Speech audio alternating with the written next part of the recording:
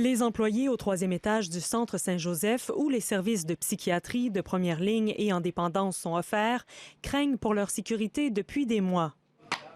Réclamant des actions, 147 psychiatres, psychologues, médecins, infirmières, psychoéducateurs, agents administratifs et autres professionnels en soins ont signé cette lettre de 27 pages qui dénonce des manquements importants en matière de sécurité.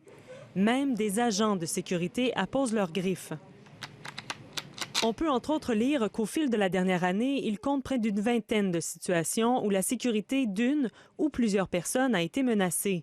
Il arrive que nous laissions partir des patients qui nous inquiètent en termes d'une potentielle dangerosité grave et immédiate, faute de mesures de sécurité adéquates. Actuellement, en tant que groupe, nous ne sommes aucunement en mesure d'affirmer que nous nous sentons en sécurité sur notre lieu de travail. Il est impératif que des changements soient faits et effectifs rapidement, peut-on lire. C'est plusieurs agressions, autant verbales que physiques. Et physiques, tu sais, quand je vous dis qu'on est avec un usager, parfois, ça peut être des coups de poing, ça peut être de se faire étrangler, ça peut être de se faire pousser par terre, ça peut être aussi autant verbal. Envoyée le 19 décembre, la lettre a été rédigée bien avant l'agression armée qu'a subie le 8 février une infirmière au Centre régional de santé mentale à Shawinigan. Un crime qui a rappelé l'urgence d'agir pour les professionnels qui ont ajouté de la pression sur leur direction. Assurer la sécurité du personnel et des patients est essentiel. Cet enjeu majeur et crucial ne peut plus être temporisé par des procédures administratives et ou politiques.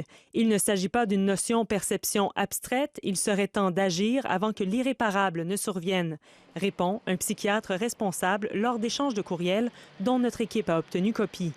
Nous avons appris qu'un deuxième gardien de sécurité sur le quart de jour sera ajouté. Une mesure qualifiée d'insuffisante qui permettra seulement une meilleure gestion du parc immobilier selon les employés. Parce que le soir, la période la plus dangereuse n'est pas couverte.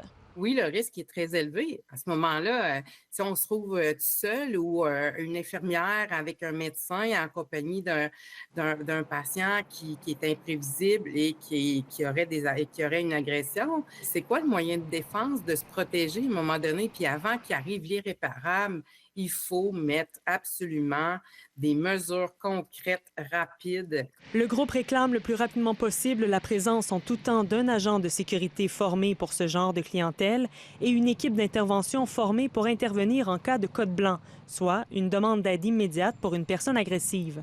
Tu sais, de rentrer, travailler, la peur au ventre de dire « il va-tu m'arriver quelque chose aujourd'hui? Je vais-tu avoir une équipe qui va venir me soutenir s'il arrive, par exemple, une agression? » Tu sais, c'est pas normal, on ne devrait pas vivre ça. La direction du CIUS de la Mauricie et du Centre du Québec a décliné nos demandes d'entrevue, nous répond par écrit prendre au sérieux la sécurité des employés et des usagers et souligne que des intervenants formés et des agents de sécurité sont sur place, en plus de boutons panique dans chacune des pièces. Ici Cassandre Forcier-Martin, Radio-Canada, à Trois-Rivières.